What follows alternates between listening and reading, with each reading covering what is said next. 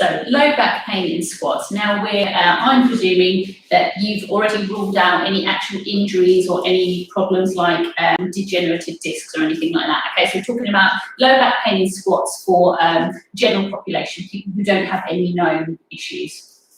All right, so it's quite common, low back pain in squats. Especially people who are relatively new to lifting, and you'll sometimes see people who start lifting and they go, oh, I need a belt, I need one of these belts, I'm getting pain in my back, so I need a little bit of extra support.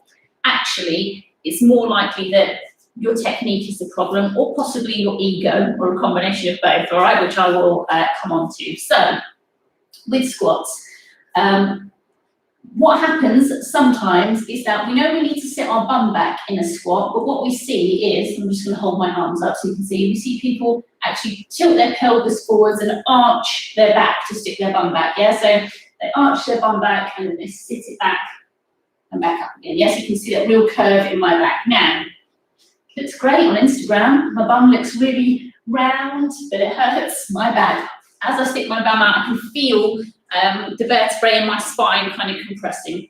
So if you're squatting like that, even without any weight, I'm really sticking my bum back, arching out, I feel it here. Now, if you've got added weight on your back, or you're holding the weight on the front, you're going to feel it even more. What we also see in combination with this quite a lot is this looking up with the head. Yeah, we're just looking around, see who's looking at me. We're just looking ahead to see what's going on. So we've got like a double extra curve going on in the spine there. The spine has a natural curve anyway, so inwards at the back, slightly outwards at the shoulder, and back in again here. But in doing this, we're really over-accentuating of both curves there.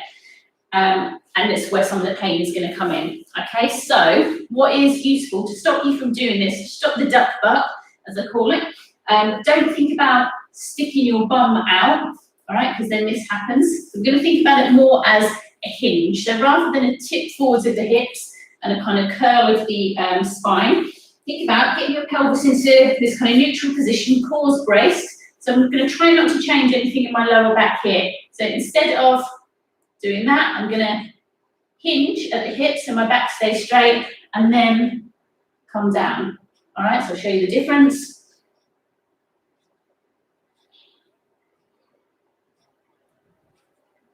Okay, the other thing I'm going to do to help keep my spine in the correct position is not look up. Because again, even with my pelvis in a good position and doing this hinge here, if I have my head up like this, it's much harder to actually keep that. My automatic response is to want to let it go. So when you see me squat, and when I teach it to my clients and participants, you keep the chin down.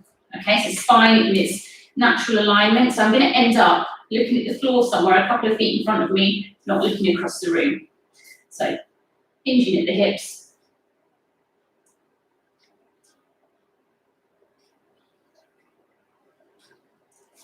Okay, so if you're experiencing low back pain when you're squatting, film yourself. See if you're doing the duck bum, the roll forwards, and if you are, bring it back in and make it hinge at the hips so your back stays straight, and then drop down.